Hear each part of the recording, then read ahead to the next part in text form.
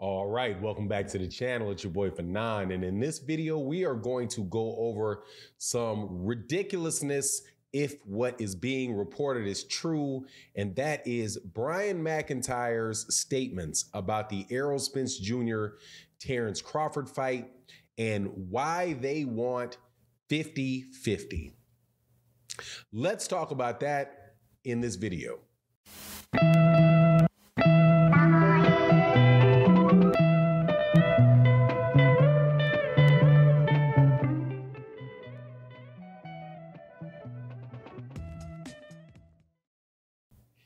All right, welcome back to the channel. It's your boy Fanon. In this video, we're going to be in the 147-pound division, and we're going to definitely be talking about the Errol Spence Jr. Terence Crawford fight.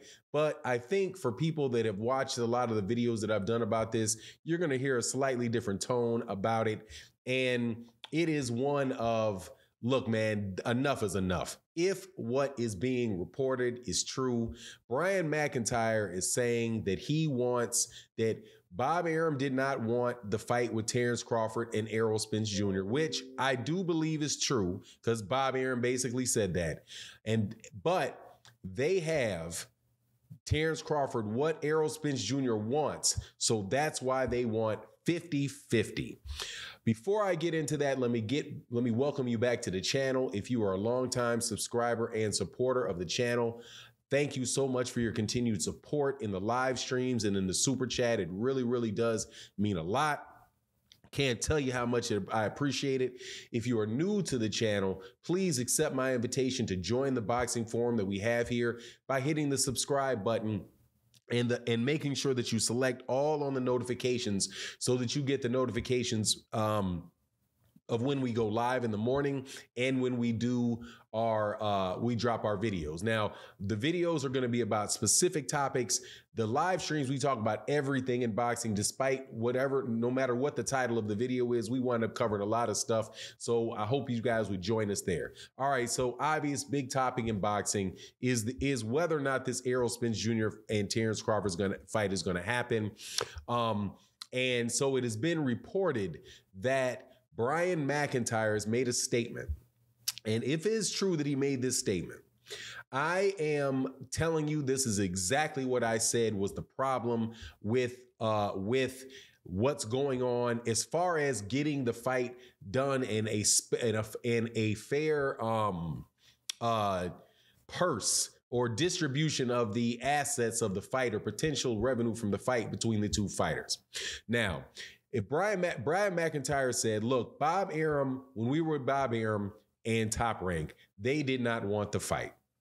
But we're not with him anymore, but we have what Errol Spence Jr. wants. And since we have what Errol Spence Jr. wants, we want 50-50 in this fight.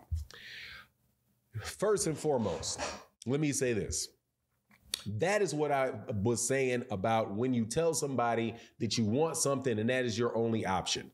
That there are a lot of people out there, when they hear that, their ears perk up and then they think, oh, I can take advantage of him because he has no other options and nothing else that he wants to do other than what I have. So in order to get what you really want, you have to deal with me. So what happens? They jack the price up. Right? You don't have another option. That means they jack the price up because the value goes up to you, right? Now that is separate. That is a separate thought process from, okay, what is the value of the fight as far as, you know, what you have contributed to a fight, you know, as far as what you bring, as far as your fan base and your notoriety, what do I bring as far as my fan base and my notoriety, right? My accomplishments to make this fight, right? I do, you know, 50, just say I do $300,000 pay-per-views, you do 100,000. I sell out 40,000 seat arenas, you sell 6,000 tickets, right? I've got 3 belts, I've got 3 belts, you've got 1, which every calculation would say, okay, so what would be the fair purse split based on what we do? Okay, it would be 70-30 or 60-40, right? To be fair, 60-40. If we're really, really trying to get it pressed, 55-45, because look, we know this is going to be a gigantic event. You're important, I'm important, let's get it done, right? However, when you hear somebody say something like, he has what I want, I have what he wants, That is not talking about the value of it to boxing fans, to boxing, to the networks or anything, to my legacy. No, it's only based upon what that guy wants and what you think you can get out of him because of the situation he is in. Now, which is fair? They're both fair because it's in a negotiation, right? Whatever though, and it's also very true because whatever value Errol Spence Jr. puts into that fight is the value that Errol Spence Jr. would be willing to, that's the value that he puts on it. Terence Crawford, the value that he puts on it, that's the value that he puts on it. And then you got to see if you can get there. However, so I don't fault Bomac. I don't fault Terence Crawford for taking that viewpoint and trying to negotiate that fashion. If, like I said, if Brian McIntyre is being really, really straightforward in that regard. Here's the problem, though. Errol need to walk away from him. Point blank, period. That's why I say that you guys are going to hear a different tone of me. Number one, Errol Spence Jr. has already been fighting like once a year for the last several years. Errol Spence Jr. probably needs he needs to get back in the ring this year. Terence Crawford and Bomac and those guys will be willing to play the waiting game as long as they can play the waiting game until Errol does not fight for a solid year before they get into that ring. And I think that could be very, very strategic as well on their part. However, at this point in time, if somebody is saying with all of the things that we know about it, that they're demanding the same thing that they were demanding 6 months ago, a year ago when they were talking about the fight, then you can pretty much know that the fight is not that important to them. Terence Crawford is also talking about going up and fighting Jermell Charlo right at 154 pounds. So he has a plan B in that regard.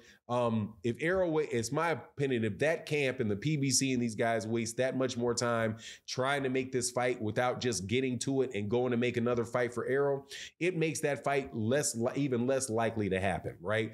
Think about it like this, and I'm sure that Bomac and Terence Crawford and those guys think about it this way. You know what the difference between, $5 million and $10 million is?